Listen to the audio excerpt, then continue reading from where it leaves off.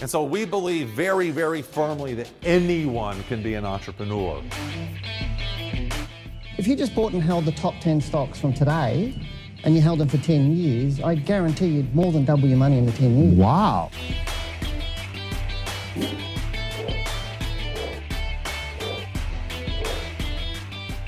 Hello, everyone. Welcome to this week's Wealth Within School for Startups Market Update. I am Jim Beach and joined as always with Dale Gillham of wealthwithin.us.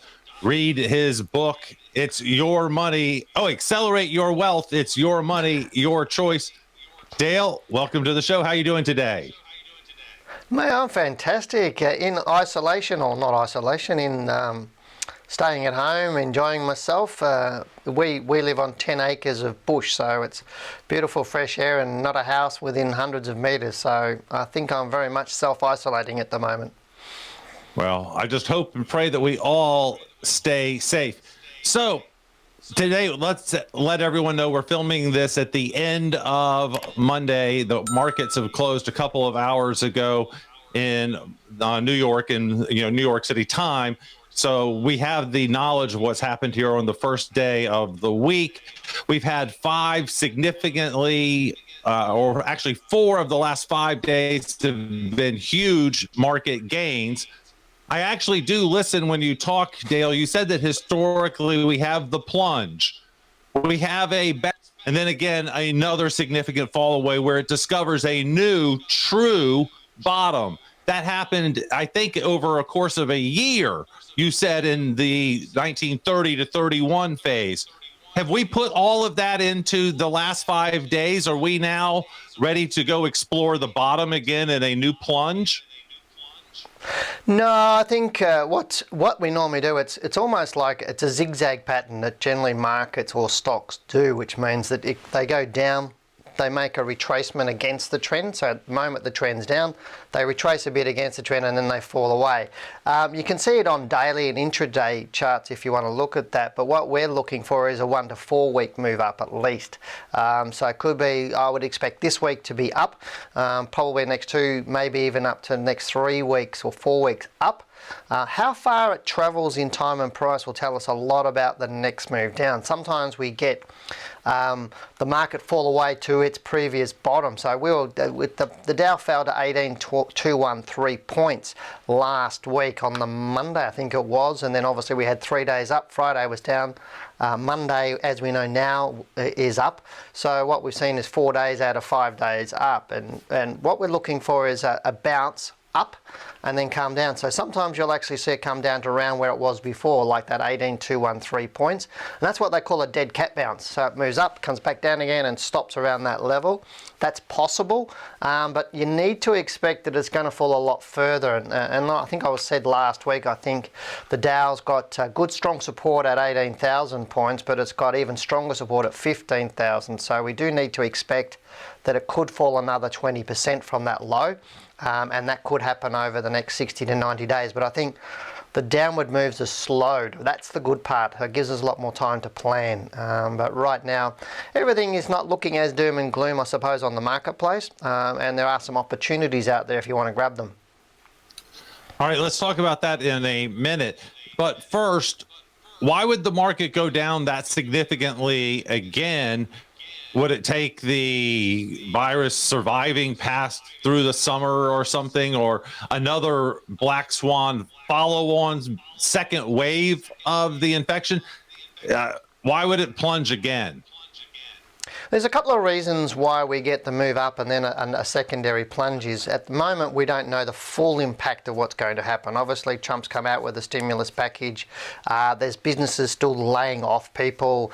We don't know the full impact of how jobs are going to get reallocated. Obviously supermarkets, etc., are putting on more people, so they're absorbing that. So what actually happens is we start getting more information, and then that will tell us a lot more about what the real effect of this whole pandemic is going to happen, and more importantly, how long it's going to last. So therefore, there could be another push down to other lows. But we also see the bounce created because a lot of the big most of the money traded on the market is not by you or me, Jim. I know we've got trillions of dollars in our bank account, but it's not by you or me, mate, that move the market. It's the big end of town. It's the big fund managers. It's the big brokers. It's the big hedge funds that move the market. And what they do is they stop or slow down their selling to allow prices to drift up, because they know people bottom pick. And so they allow prices to drift up, and then they start selling again. So there's a combination of a few things, but that also gives them time to really look at the market again and assess what the real value of the stocks are, and more importantly, the future value. They're looking 12 months, 2 years out, what's likely to happen in 12 months to 2 years, not what's happening right now. All right, so the $2 trillion bill has finally been passed, signed. We've finally been allowed to see it. What are your thoughts? What are you thinking about the different provisions, the different buckets that have been created for small business, big business, Boeing, individuals? What do you think of the bill overall, and will it not only save us, but will it save the market? I think it's not necessarily, these sorts of things aren't necessarily meant to save us as such, if that makes sense. It's more to make they make us more comfortable. And I have an analogy that, the government's sort of like the captain on the Titanic. We know the direction of the ship. We're just trying to make people a little bit more comfortable and a little less panicky. So obviously the $2 trillion bailout, I mean, everybody, all adults are going to get $1,200, which is nice. So hopefully that is, or the hope for that is they go out and spend money and buy that new computer if they can get one. And I would see a lot of people, shopping online and trying to buy things to keep businesses supported. And I think that's the real critical part of the whole plan is small businesses employ more people than anybody else, and we need to keep them running. So all the small little strip malls, all the different cafes, the restaurants, those sorts of people, if people are out and they're feeling good, we need to make sure that they can open up again when things settle down a little bit. But I think there's some great incentives in the bill, like the forgivable loan program, so that small businesses don't lay off employees. That's really critical, because if people are worried about their jobs, they're not going to spend money, and the government doesn't want that. They want them to spend money. The 50% refundable payroll tax credit on workers' wages for further incentivising businesses. That's a real key one as well. And they're all for businesses under 500 employees, which is the ones that employ the most amount of people around the US. So to me, it's all looking good. All right.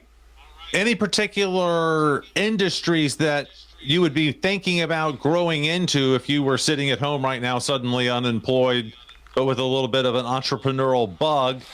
What would you be doing? Or you have an existing small business that you realize you need to pivot right now? Give us some advice for both of those leaders.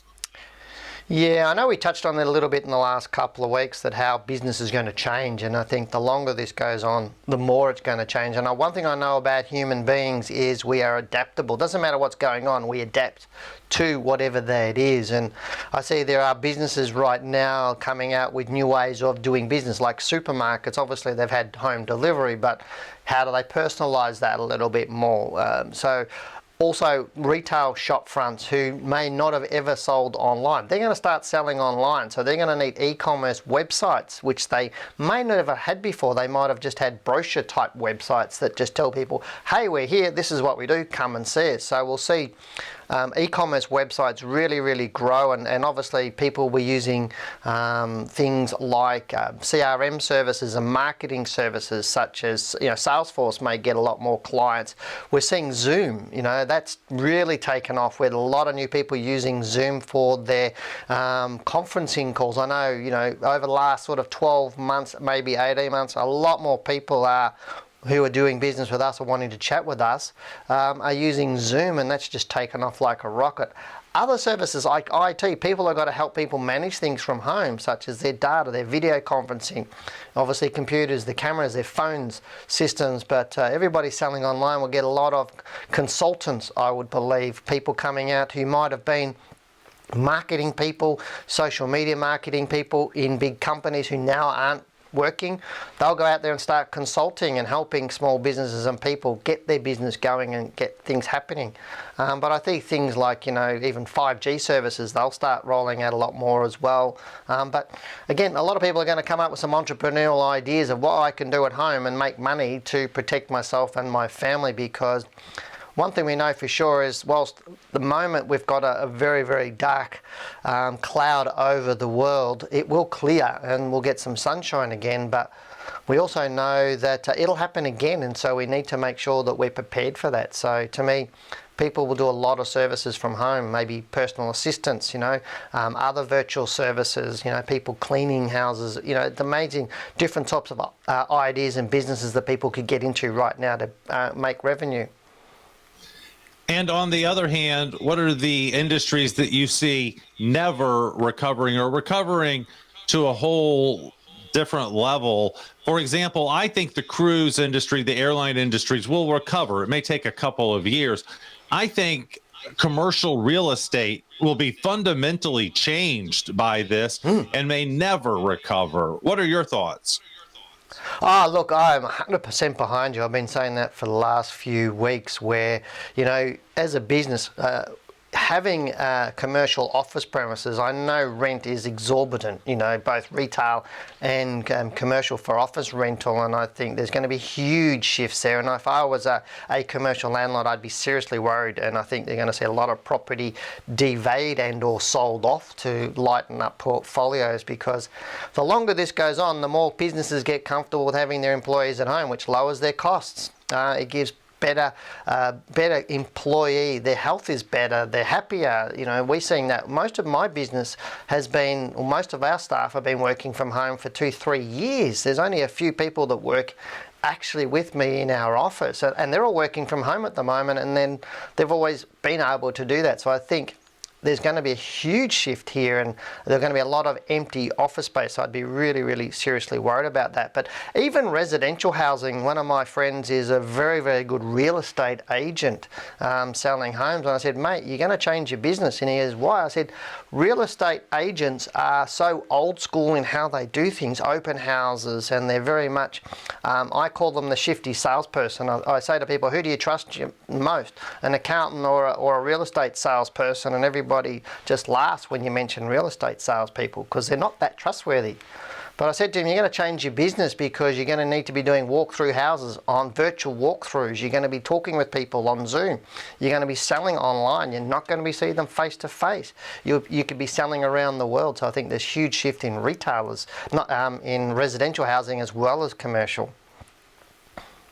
And not only that, it could be a boon for the remodelers. We're sitting here thinking our house is great with one office, but with both spouses working at home, we have a marital disaster brewing. And so I think we'll be remodeling a little bit, so that my wife, right now, Dale, she's in a closet, and we've moved the dresses out of the way in the background so that when she Zooms, people can't find out that she's in her closet. So I think we'll be doing some remodeling ourselves. I think a lot of people will be doing that, matey. Yeah, you mentioned earlier that there actually may be some buys in the marketplace that you could put a finger on now. Care to do so? Yeah, I think you're going, to me, I know I was talking about these late last year and early this year, the chip manufacturers, those sorts of people making computers at the moment. Everybody's going to have to start upgrading all their computers if they're working from home. I know what happens is most people have their best computers at work, because that's what you use most. And the home one is generally not as beefy, if that makes sense. It's not able to do as much. You might just Zoom the grandmother every now and again using the webcam. So there's going to be a lot of upgrading in terms of webcams, in audio equipment around those, so that you can do all your meetings, the equipment, screens, those sorts of things. So I'm seeing chip manufacturers like Nvidia, they're doing really well at the moment. They've hardly fallen this year at all. Same with Microsoft. Microsoft is, I think, from memory, they're allowing people to do these Zoom type meetings for free at the moment. So I think Microsoft is going to do good. Apple's hardly fallen, 15 or 16%. from its high, and yet everything it does is made in China.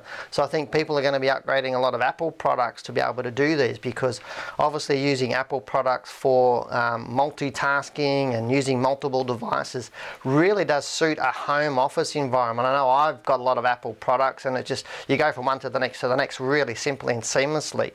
So I see Apple doing quite well, but the chip manufacturers, I see also, as I said, some of the software companies and computer companies like Apple's. Yeah, Amazons are going to do really good. I think Amazon, a lot of people are going to start thinking about becoming Amazon resellers and setting up their own websites, and because Amazon will, hold the product for you and ship it out for you. You just got to source it. So I think that's going to go off. And eBay. I think a lot of people were getting into eBay, so I think that is another company to really look at as well as Zoom. As I said, as I mentioned a little bit earlier. Well, my son, the 9-year-old, was telling me, Dad, I discovered the coolest thing. It's from this Microsoft people. They have this product called Teams. Have you heard of it, Dad? Have you heard of this company? You should look into this company. So my 9-year-old gave the buy for Microsoft, Dale. Look, Gina, I say to this to people all of the time. I go, if you're not sure about what to do, whether the stock's going up or down, just print a chart up and hand it to your 9-year-old, and they'll tell you. They'll go, Dad, it's going up. What we do as human beings or as adults, we actually filter things with our own beliefs and fears. So whereas the kids don't do that, they go, it's just going up, so let's just buy that. And they're more attuned sometimes to the trends in the marketplace too. And so it's always good to listen to your children. I'll take that under advisement sometimes. I wish they would listen to me some too. Dale, give me your final words for the market on Tuesday, Wednesday. What are we looking at the remainder of the week? You already said you expect the rest of the week to be up. Yeah, we haven't made a higher high than last week. So far with Monday's trading, it hasn't beaten last Monday's or last week's high, sorry. So I expect that to happen. I think we're going to see pretty much all this week up. We may get one down day during the week, but I think next week when we're chatting, the market will be up. As I said a little bit earlier, I'm expecting anywhere between 1 and 4 weeks up. 4 weeks the better, more so than 1. If it only goes up 1 and then starts to go down, then we could be in trouble. But if we get 4 weeks up and a strong 4 weeks up, that's going to obviously allay a lot of people's fears and make people a little bit happier. But as I said, I still, the probability is we're going to get a second dip, and I'm not sure how deep that's going to be at the moment, but we do need to be prepared for under 18,000, even down to 15,000. But we should be talking good news next week. All right. Thank you so much, Dale Gillham, everybody. Wealthwithin.us. Dale, stay safe, and we will talk to you next week. Thanks, Jim. You take care. Please remember that this report is an educational tool. While Wealth Within holds an Australian financial services licence, the information featured in this program is general in nature and therefore should not be relied upon. Before making any investment decisions, you should consult a licensed professional who can advise whether your investment decisions are appropriate for you. We hope that you enjoy this week's report. Well, what an interesting week it was last week on the market, and there's a lot of, I suppose, conspiracy theories going around about what happened with China, what's happening with coronavirus. But let's just stick with the market. That's something we know really a lot about. And obviously, looking at the market last week, it did do okay. It did bounce a little bit. The fall has been slowing a little bit. I know I mentioned that with Jim the week before, or last week in our last week's chat. I was saying the fall seems to be slowing a little bit, and I am expecting a bottom anytime soon and a little bit of a bounce. But let's go and have a look at the charts to see whether the Dow's actually hit the bottom and whether it's likely to find some support now. So if we look at our screen now, this is our chart from last week, and we can see here how the fall, let me just put my glasses on so I can actually see it. Looking at that, it did fall right down to this 18,000 point, which is the level that I did say that the Dow had some really good support. Now, I'm not saying this is saying it's definitely going to find support, and this is really where, when I say something's got good support, it's not a guarantee that it's going to stop there. It's just probabilities. So when you're looking at good support levels. It's not just, I know when I was talking to traders a couple of weeks ago, I was doing a bit of a seminar for some traders, and I just said, look, who understands support and resistance? And most people will put their hand up, but generally most people's level of knowledge on support and resistance is quite low. And what makes a level stronger or weaker than other levels, and that you really do need to put some analysis around that to determine what's good or what's average support or what's just a bit of a support level that's not really going to hold. But when I do say there's good support, that means it's a strong level. It may not be the strongest level, and it doesn't mean it's going to stop falling and start to rise at that point. It just might stall there for a little bit, for 1, 2, 3, 4 weeks before falling through to its next support level. So when I do say it, we do still need to make sure we're trading on confirmation, not speculation. So right now, it has found a bit of support around this 18,000 level at this point in time. So we can see here it hit 18,213. So it's a couple of 100 points off, but only a few percent. If I actually use my little tool here, you can see from that low to that low, it's less than, if I can't even see it here, that's how small it is. It's at less than 2% basically, that difference between where the low is and that support level, but it's holding up above this other level up over 21,000 points at this point in time. So it's a little bit late for its low, but we're still moving down quite nicely. The Dow from that all-time high down to there has fallen 38.5%. So price, it's hit its targets, I would think, for any major pullback. But like I was saying to Jim last week, I'm not really discounting it can go right down to around that level there. So around that 15-odd thousand point level, there's a lot stronger support for the Dow around 15,000 points. So if it does fall away from that current move, and we can probably put in a couple of ideas where it might happen. So we might see a move up like this, and then a move down, and then a move up over a couple of weeks. So let me bring this down into a weekly chart so I can see it a little bit more, a little bit better. So looking at this, we did close higher this week than it did, but we haven't really had an up bar. So all I'm suggesting is we could actually have a move up and a move down, and then another move up. This could be over 1 to 6 or 7 weeks where the market does move up, bounces a little bit down, and then goes back up again. Now, the longer that this thing moves and the higher it moves, the better, but we might see something a little bit different. We might actually see just a move, we might see a move up and then a move down that way. So this is what will catch a lot of people. A lot of people will get in onto a bearish market, but get in way too early and get caught in this bounce or a fake rally that we like to call it. So don't get stuck onto fake rallies. So we may even get it moving right down to around about here and then start to turn around and move up again. So wait for this whole move to happen, this first move. It's the dangerous part, and I find that those who are more ignorant about the market and how it moves want to jump in really early and jump in and get in and try and stag a profit or grab bargains, and you're really playing a hit and miss dangerous game there. It really does pay to be patient here and wait for the market to retest the low before moving up again. And right now the jury's out, so again it's going to be 4 to 8 weeks before we really know whether the market has stopped falling. But what I want to do today is have a look at the stocks in the Dow and some of the top stocks in the S&P 500 and just show you what they're doing, because that will give us an indication of whether the market is going to be a little bit more bullish or bearish over the coming weeks and months, because the stocks or the market, that the Dow and the S&P 500 are the effect of what the stocks are actually doing. It's not the other way around. The stocks move the market, not the market moving the stocks, because the Dow is made up of 30 stocks. So those 30 stocks will indicate what the Dow is going to do. So let's go and have a look at those, and I'll bring the stocks in the Dow. And if I just find my little thing here. So there's my Dow stock. So here's all the stocks on the Dow Jones, and I've got the yearly time frame here. So over this calendar year from 1 January this year, Microsoft, the best performing one in the Dow, and it's only down 5%. That's a really good sign that Microsoft could be the stock that you could put in your portfolio. And have a look at that. This is a daily chart over the last few days. So that was there Monday of the last week, and it rose up. It closed a little bit low on Friday, like a lot of stocks, but looking at this on a monthly basis, you can see here it's a little bit more bearish. Actually, it's not showing me all the data for Microsoft here at the moment. So, but it's looking good. Walmart's holding up at 7.79. Procter & Gamble, Intel. All these stocks are looking a lot better. Verizon, Visa, all looking good. Apple's still holding up And Apple gets all its products made in China, and it's only down 15.63%. So it's all looking quite good, these sorts of stocks here. But if we go to the other end of the scale on the Dow, and we're looking at Boeing, as Jim said last week, he's waiting for Trump to go out and just buy Boeing at this point in time. And obviously Dow DuPont's down very heavily, ExxonMobil, Chevron in the oil, because obviously the oil war between Saudi Arabia and Russia, so they're down. They may bounce depending on what happens with that war between those two countries in terms of the oil war.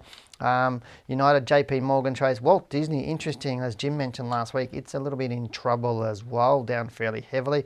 I would have thought the Disney streaming services would have been bringing some revenue in, but obviously that's not happening. So none of these ones are really looking exciting to me. So let's go and have a look now at the Dow stocks, and if I just find them, this is the that we were on the Dow stocks. The S&P 500. This is the top 100 stocks in the S&P 500. Now, technology stocks make up about 25% of the total of the S&P. So those ones are going to show you a little bit of the direction of the market. And you can see here, Gilead Sciences for the year is up 12%. Netflix is up 10%. Nvidia, and a lot of those chip manufacturers are ones that I've been saying in the last quarter last year, and obviously the first quarter so far this year. I do like a lot of those chip manufacturers, and that's doing very well. Amazon should do excellent during this period of time, because a lot of people will be wanting to look and trying to make revenues from home, because if they're unemployed, how are they going to make money? So they'll be setting up websites and maybe getting drop shipping through Amazon and setting up being Amazon resellers. So perfect time to be doing that. Lilly Eli, again, still up 2% for the year, and obviously that makes products that we're going to need, obviously, like toilet paper and other things here. Costco is still doing very, very well. So these are the stocks here. Microsoft, as you can see there. So all of these stocks, I'd be looking at these for opportunities coming forward. Salesforce of the CRM, people needing that. If they're going to be setting up home-based businesses, they might be needing CRM systems like Salesforce to run their business and their marketing of their businesses. Looking at the ones that have fallen most, and if we go down to this and I click on there, you can see here's the ones that are doing the worst. Obviously the oil companies there, some of the banks are there, Schlumberger's and some property groups. I would expect anything into commercial property to be struggling over the next 6 to 12 months. I think there'll be a lot of businesses looking at whether they need to have those big offices and whether they can have more employees working from home to diversify risk and obviously reduce costs of their businesses. So have a good look at some of those sorts of stocks. But right now, again, we don't know, the market's had its bottom. Right now is not the time to be jumping and trying to grab a bargain. Right now is the time to be sitting on your hands and learning. So maybe get out there and buy my book. Get onto Amazon and buy my book, or get online at bookstores as well. Accelerate Your Wealth. It's your money, your choice. It's a perfect time to get in there and read. It's a perfect time to educate yourself on the market, because we're getting so many inquiries from people who are wanting us to teach them to trade now, because they've realized that you do need to take control of your own money and your own future. And a lot of our students are making money here, and we're not losing it.